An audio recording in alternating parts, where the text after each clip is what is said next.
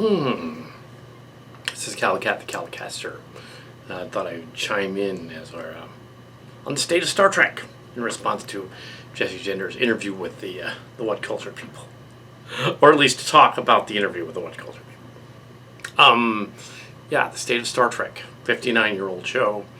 I know I've been over my background on the deal.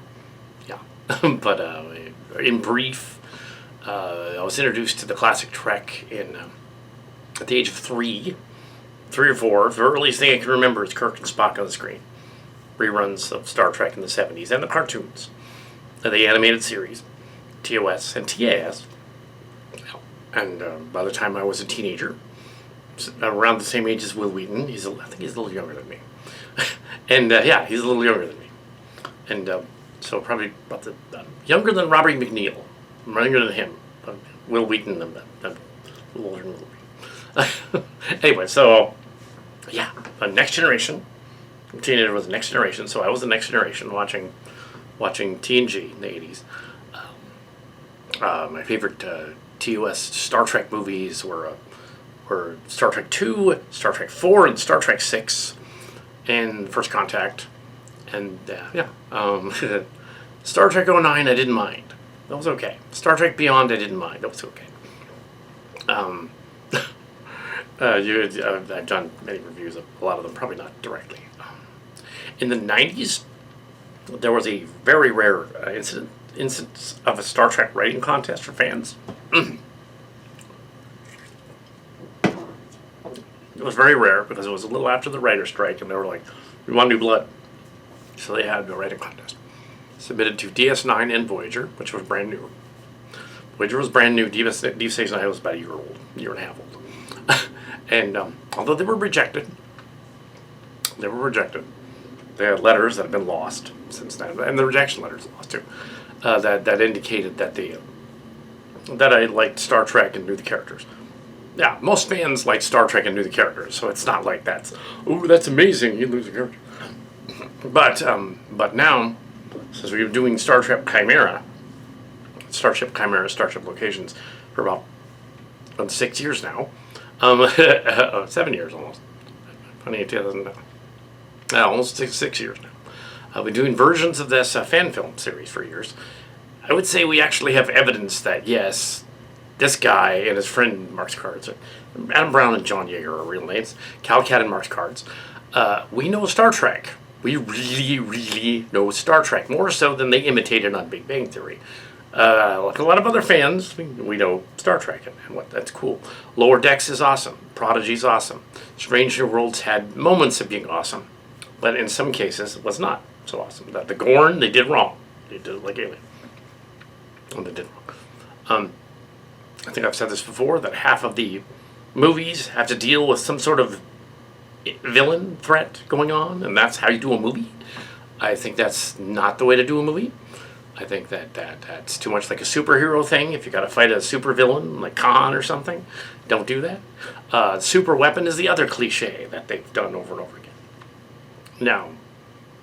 Now I know in some of these interviews on What is Trek, the Rob Servation's interview thing and the Jesse Gender one, some of the other ones they've complained about. Well, Kurtzman doesn't seem to like Star. Well, Abrams is the one that doesn't like Star Trek. Abrams is the one that wanted to do Star Wars instead of Star Trek. That's why the Star Trek movies are. I think Kurtzman likes it. He just doesn't get it. I think he likes it. Kurtzman, Alex, you just don't get it. You've seen some of the movies, and you know, okay, the studio wants you to do this. You just don't get it. You like it, but you don't get it. Star Trek needs to evolve over the times, and the ship designs and all that stuff did. In terms of the other ones, no. And I think most of the early creative team of STO has been, or at least a lot of them have been fired, and they replaced the STO people, certain online people, with other people. And so I'm not there, but I heard about it. But so the new STO ships and stuff is not them anymore. It's another group that they do it for cheap. It's doing it now. It's different people. But yeah, so saying the lesser stories aren't as good. The ones post 2024 are kind of like well, yeah. And I had a review of Section 31. I did a review too. I was one of the people there, and I didn't hate the movie. I don't like it, but I didn't hate it. I said it's not Star Trek. It's a movie of the week, sci-fi movie of the week. And it would have been way better if at the end of this movie they had decided the MacGuffin space weapon actually never worked because the space weapon is dumb. Don't do universe-destroying story arcs. Don't do that. Now, I did it in Chimera. It worked in Starship Chimera to have a universe-destroying Q war going on because there was a Q civil war in Voyager. And to show the Q continuum in my little fan film with my action figures. Mark's Cards and I did this at the fan film. Some of the other cast were in that too as well. And not so many of them anymore, but some of them. Some of them might come back. We might be able to talk them into it. But so far, Amanda's not coming back yet. After that one we did. It's not on board again yet. We'll see. We might come up with something. A fan film version of the Brazil trip that I embellished on. Well, she said not to put her actual people in it and change it around, so it wasn't actually the trip. And then she turned around and said, "But there wasn't enough of the trip in it." Make up your mind. Anyway, so I didn't. You told me not to do that, so I didn't. Anyway, so that's neither here nor there. I didn't. I made it my own thing. A lot of it. So we're just finishing up on Canary Space movies 2 and movies 3 and 4, which are the end of the first book, and they will be out shortly. So I thought to speak up on the state of Star Trek before that, and I can drop this at the same time. This is short. Yeah, your key to a new Star Trek movie is to stop doing the villain of the week. You've done that several times. The key to a good Star Trek TV movie, like I said in the comments, is to do something that's either a Dixon Hill mystery as a movie of the week. That'd be kind of fun. Let's visit that Ren Fair thing again. Let's visit Q and the Ren Fair and the Camelot and that kind of thing. That would be fun. Do that. So the stakes aren't life and death. The stakes are fun. We're going to go here and see this fun sort of goofy space movie. Or you can do it a la Tropic Thunder and just have it be sort of Lower Decks does a movie, and they're a live action movie, and they're on the planet, and they're like, okay, we're going to crack Star Trek jokes for like 2 hours. That'd be great. I'd totally watch that over and over again. I don't know if that would only appeal to the fans, though. So what you want to do is you want to meet everyone in the middle. Kind of like well, not necessarily the Disney thing with the different Star Wars shows that really should be movies and not shows, like Ben Kenobi and some of those others. Acolyte should have been a movie, not a show. That kind of thing. No, you don't want to do that. You want to make it fun, enjoyable. You want it to make it like how Star Trek 4 put the crew out of their element. I'm not saying do time travel. I'm just saying, like, have them out of their element.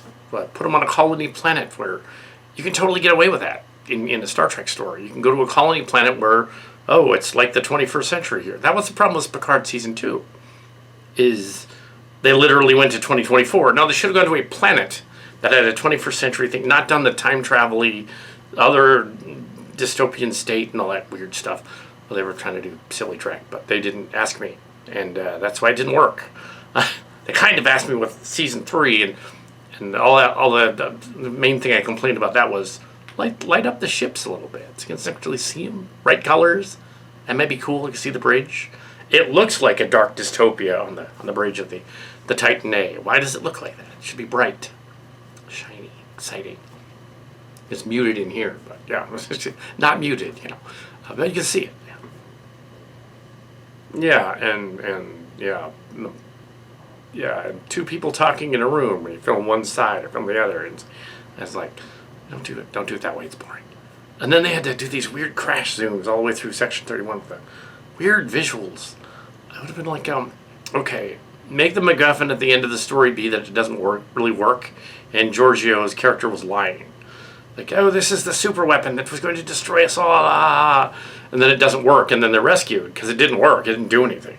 And she should be all, well, actually, I lied. It really wasn't a super weapon. I just made him build it because I'm a bitch. Haha. See, that should have been the ending to that. It's like, okay, all right, that wasn't really a super weapon at all. That should have been the ending. And yeah, there's a little bit of that in the Canary Space story too. They find a knowledge pod, a weapon pod on this one planet, and they open it up, and it's radioactive. That's why it's messing with them. And they let out the knowledge pod. Knowledge is power, literally, in this case, because doing literary stuff is fun for English major, journalism major, English 1 year, 98, and journalism in 2008. So yeah, I like to write stories like that, scripts like that. I've done some scripts. They don't do fan submissions anymore, but maybe they should. Let some of the fans take a crack at this. They should reopen some sort of Star Trek experience. Because I think the Disney has its own Star Wars thing, amazing Disney Star Wars lands. There's no Star Trek land. There's nothing for the kiddies to go like, oh, this is cool and new and different. Build a Starfleet Academy like theme park in the Bay Area somewhere. It doesn't need to be right in the middle of San Francisco like it actually is. Or at the Reclamation Center and down in Los Angeles for the water reclamation plant where they filmed the fake Academy on Next Generation at DS9. Doesn't need to be that either. Look it up. It's the reclamation plant. And there's Eris Rock again. Yeah, season 2. Season 1. Yeah. So yeah. I didn't do anything with Section 31. I think the idea of that is, I reviewed it. The idea of that doesn't work because when you've, as Trek culture pointed out, if it's a CIA operation, then why would they be like obvious, not in secret? And although their idea for making it like, oh, all the events in Star Trek happened this way, and it's one of the actors basically, the actor, you know, saying, oh, they should totally like the behind the scenes of all the Star Trek adventures, like they were actually there. It's like, no, that makes them less secret, and that's not a good idea. It's just not a good idea. I'm not saying the person's dumb, the idea is dumb. At this point, you might as well hire that gamer guy from years ago. Don't. I'm kidding. No. He'll just make it misogynistic. Don't do that. Or that other gamer that's misogynistic. Yeah, don't do that. Now, we don't want a Star Trek that's a political thriller either. I know Jesse Jenner likes those. Political thriller is fine for one episode. Or maybe a TV movie. But as a political thriller, Section 31 was kind of a political thriller, it didn't work. There you go. That proves it. That's kind of what it was. Trying to find some kind of a weapon they had and disarm it. That's a political thriller. So they did that. It didn't work because making Michelle Yeoh's character that way doesn't work. It works as a science fiction movie of the week, not as Star Trek. Star Trek should be optimistic, humanistic. Human adventure continues. They're defeating space gods, or because Roddenberry didn't like gods. Or they're Ronald D. Moore and Ira and Ron, they liked space gods and stuff, so they made up that Bajoran and the Cardassians, building on the Cardassians, and making them essentially, well, they've done the space Nazis. So when you have that totalitarian state in Picard season 2, doesn't make any sense because you've already done that. So yeah, I'm assuming the Cardassians are the result of that Patterns of Force episode of Star Trek, I guess. But yeah, make Star Trek interesting. It's got to be a quest. If you want to make $1 billion Star Trek movie, it's got to be a quest. I think that was one of the reasons that Guardians of the Galaxy worked. It wasn't, and they were trying to rip it off with the Section 31. They were also trying to rip off Badlands. The reason Guardians of the Galaxy worked is the characters were likable a-holes. Yeah, they were likable. I'm not saying do likable a-holes. That's why you did it wrong. No, they have to be likable. And that's fine. Have a schlubby crew on the spaceship. That's fine. That's why comedy works. But if you make it too grounded in reality, then it doesn't work. If you make it too oh, we're going to make political statements about, and there was some of that in Star Trek, but it was always very subtle. Except for the episodes when it wasn't, like the Lincoln one and the half black, half white man one and the Indian one. But there were episodes where it was subtle. The Klingons were a metaphor for the Red Chinese and then the Russians during the Cold War. That's what they were. The Romulans were sort of that too, but Italians, I guess. I don't know what that is. They're Italians, yeah, Romulans. The Ferengi were capitalists. And they got right past the Studio XX. They didn't realize they were actually making fun of them. Quark was making fun of capitalists every episode. That's funny. It's like, ooh, Armin. Back in the 90s, you know, he told that story where he's all like, because there was this politician back then, big years, running for president, to Clinton, the 90s. Ross Perot. And he said, I based my character on Ross Perot. But I imagine in a few years no one will know what that is. No, nowadays kids don't have any idea what that is. Talk about dating your show. Do a Deep Space Nine movie. Let's visit the Cisco again. Let's do a Deep Space Nine TV movie, bring back Avery Brooks and Nana Visitor in the cast. But not do it dumb and not kill Nog. You probably just want to avoid having Nog in it or recast because Aaron Eisenberg died. I met Aaron once. He's cool guy. But yes, yeah, he was about my age, not the same age. Anyway, so yeah, so there's yeah, so what you want to do is do that. Yeah. Yeah, do something fun. Do a Deep Space Nine quest movie where they got to go find an ancient tablet in the Gamma Quadrant. And they got to go and look for it. The quest is that the bad guys are after it to catch it too. Where they're going to go out to the planet and do the thing. I'll do a fan film about something like that, and then you can just take the idea. But pay me that, because I can't make any money on my fan films. Anyway, so yeah, 503. Yeah. And I'm not SAG-AFTRA, so I can do whatever I want. Yeah. So yeah. Star Trek is not dying. It's just that we'll see what Skydance does. It's just that you're gearing up to the 60th anniversary in 2026. So you better do something awesome. Come on, guys. You're already set production thing out there at Star Trek. You can totally do something. Now, Chimera was meant to be a fan film for the far off in the past 40th anniversary of Star Trek in 2016, but it was going to be 2006. It was going to be the 40th anniversary. Then it ended up being the 50th anniversary because it took a while, and it ended up being the 53rd. Yeah, because it took a while. It came out in 2019. It took us 13 years to finish that. Not so much the series, though. Starship Locations fan film series, full-on studio. We can crank one out, or in this case, 2 of them out in 11 days. Yeah. I'm not saying that's going to happen all the time. Yeah, but yeah. And they're fan films. They're not meant to be an actual Star Trek story, obviously. But yeah, you want to do something fun, have Q, show the real Q continuum, make it all weird and trippy, or have be a quest kind of adventure. That would be fun. Robin Hood type of thing, Sherlock Holmes mystery type of thing. That'd be fun. Dixon Hill, think of the Dixon Hill thing. Yeah, do something like that. Originally, they did Dixon Hill Next Generation because they couldn't get permission to do Sherlock Holmes. That's why Dixon Hill. And then there was a Paramount Sherlock Holmes movie that came out, and because it was a Paramount one, they were able to get permission from the Sherlock Holmes people to do a Sherlock Holmes episode in which Data actually plays Holmes. Okay, and Moriarty, and they put them in the story. As long as it was a spoof, it's still considered a parody. They're doing an adventure. So they were able to do that. That's why they didn't do the Dixon Hill ones anymore. Until, like, the First Contact movie. They did a Dixon Hill reappearance. And referenced it in some of the other shows as well. Discovery suffered from having a problem. You didn't know any of the characters.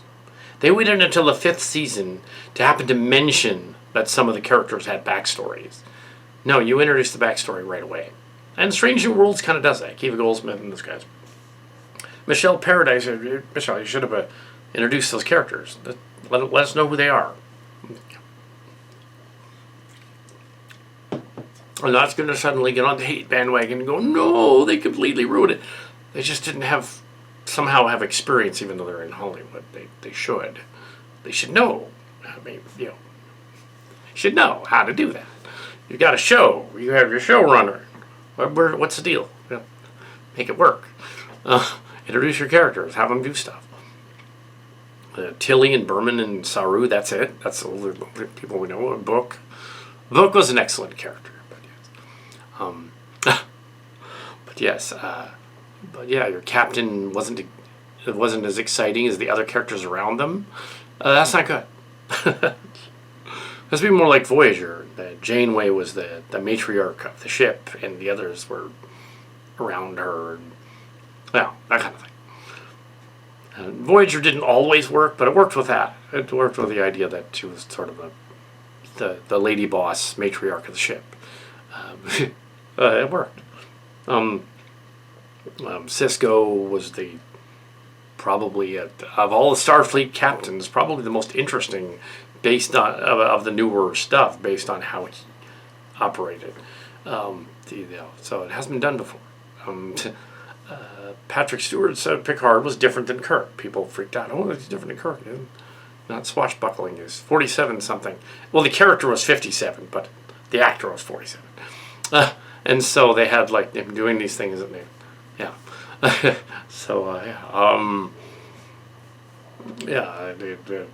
Picard. I liked Picard. TL very hot. Kirk, there's a lot of mythos around Kirk, but if you actually go back and watch Kirk original series episodes, he's not really all that complicated. It's William Shatner hamming it up. And he had fun. You can tell he had fun. And Next Gen was a family as well, and they had fun. The trouble with Picard Season 3, it was too damn dark. You couldn't see anything. You had to be light. You could see something. I know there was dark themes, but it doesn't literally have to be dark walking down the hallway. Light the hallway up a little bit. Let's see what's going on.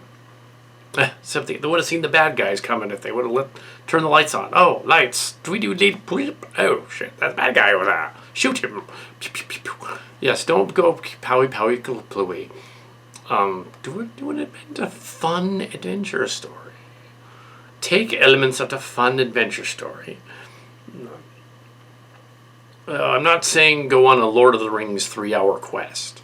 I'm saying make it 90 minutes or so, and they go on a planet out of their element. Well, they're Starfleet people with regulations and everything. They go out of their element. They go down to this weird planet, maybe a jungle planet, maybe a forest planet. They're completely out of their element. They're like, oh no, now what do we do? Q put us here. And they got to figure things out. That's interesting.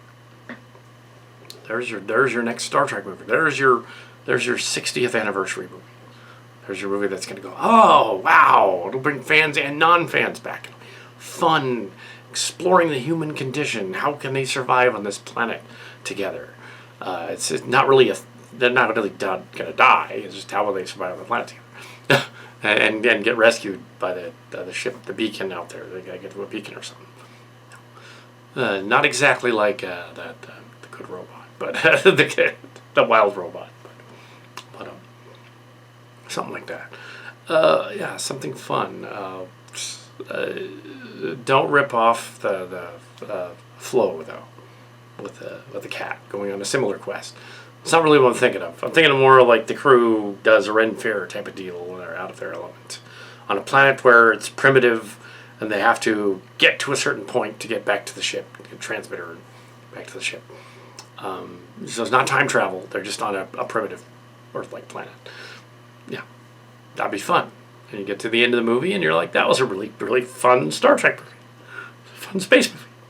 That's what you need. Yeah, I see a fun space movie. Get to the end. The captain and crew are really cool. We get to know them down on the planet. Everything's cool. Yeah. If that's what they're going to do with Academy, it might work. But I have my doubts that that's going to work. Only because they tried it. Starfleet Academy was submitted as a story idea at least twice to Rick Berman back in the 80s and 90s. He didn't do it. The closest thing to it is Star Trek '09, where Kirk and crew are suddenly commanding the Enterprise as cadets. They shouldn't be. That didn't make any sense. The Vulcans shouldn't have blown up in that timeline. That didn't make any sense. No red liquid that's going to blow up the universe and make black holes. None of that stuff. That's too weird. Quest story. Planet. Bloom. There they are. Deep Space Nine movie. Yeah. Star Trek Deep Space Nine. Put them on a planet.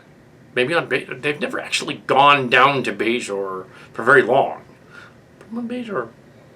You know, but a Gamma Quadrant planet is more interesting. Yeah, send them to the other side of the galaxy. So there's no possibility of them getting home with their ship. They have to, they have to go there to quest. There have been a few Lower Decks episodes, and a few as well as a few Prodigy episodes about that. So yeah, do that. There's a quest story. Yeah, political thriller doesn't work because they're not very good at those. And the ones where they have like a courtroom intrigue drama thing works as an episode, well, kind of, but it doesn't work as a movie. There were court drama things we were going to do, and we decided not to. Because that's just not interesting enough. Especially if you have go motion plastic figures that don't move very much. It kind of, in our fan films, you kind of have to limit it just to what you can actually do in a quest story. But we managed. I'm sure there'll be some sort of after show thing for Canary Space at some point. Mark's cards, the Star Trek zombies, that would be an idea. I don't think we're going to do that. I was just kidding. But because that'd be a little weird. But we will see what other stuff is out there, yeah. And I think that some of the cast members were disappointed about the play and the cast party. There was no cast party. I shouldn't have even hinted that there was some sort of... I assumed there would be one, and there wasn't. So there you go. There wasn't one. There wasn't a cast party for this show either. So yeah, you didn't miss anything. There wasn't no... There didn't miss nothing. But what about the cast party? Nope. I'm gonna hang out with the only voice actor on the show. Okay, it's not a party, but all right. But yes. So yeah, if you want to make a new Star Trek, I think my idea of the Quest show is probably what you're gonna have to do. And maybe that'll be the next Starship location. So be a quest on a planet. That's fun. Doesn't need to be Deep Space Nine. It doesn't need to be Deep Space Nine. I was just saying that's because they never made a movie. No, they never made a movie. So, they do TV movies and stuff like that. I say let more of the Star Trek fan people who are actually writers and producers come back and help. Because you're not going to get Star Trek fans because they won't hire fans like us to do it. They'll hire people in Hollywood that'll come and do it. More them. Let's see how Tawny Newsom's weird little Star Trek sitcom goes. I don't know. If Kal Kat should be somewhere in the credits, that'd be great. But no, he's probably not. but yeah, that'll be something. Yeah. Although we're on the same wavelength with Lower Decks. We really are. It's scary. Actually, there were some references to our stuff in Section 31, that Sand character. Although our version of Sand was a good guy. Yeah. It was a good guy. Not a bad guy. Their version was a bad guy. Their Sand Prakash was a bad guy. And they actually screwed up because they were trying to give he would be hundreds of years old if he was the guy from the previous timeline. Which they could have easily fixed with a line of dialogue saying, "Oh, I had myself frozen for 60 years to come and get revenge on you," which would have been kind of dumb, but yeah, they could have fixed that easily. And they could have fixed the ending by having her say, "Oh, it really wasn't a universe-destroying weapon. I lied." That's all I needed. Just one line of dialogue. Yeah, that's it. Yeah, no more universe-destroying weapons, no more doing con, and no more alien from aliens, spore creature dinosaurs popping out of people over there at Strange New Worlds. Those are not Gorn. Those are Regulons and Regulon bloodworms. Wrong species. They can't even cross-germinate paths. They're, come on. Don't even address that anymore. Just make it go away. Because they don't come out of, they don't hatch inside people. They're parasitic. Why would that society develop like that? Doesn't make any sense. What, they're sort of like evil trill? What? Besides, Strange New Worlds should butt up with the beginning of Kirk's 5-year mission. Although really, fairly soon. Although really technically, it's not. It's a different timeline. Because the Enterprise looked different. The characters look different. And the guy playing Kirk is 3 years too old to be Kirk. In this case, instead of being too young. Chris Pine wasn't too young to be Kirk. He was just too young to command the Enterprise in the first movie. Which means he's not ready to fight V'ger. Which means there's your hook for they want to do another Abrams movie. They have to team up with the people from Strange New Worlds. And in order to do that, they have to meet up with their Kirk over there in the other. Chris Pine's Kirk. So it's sort of like they cross dimensions. They meet up and they've got to fight V'ger together.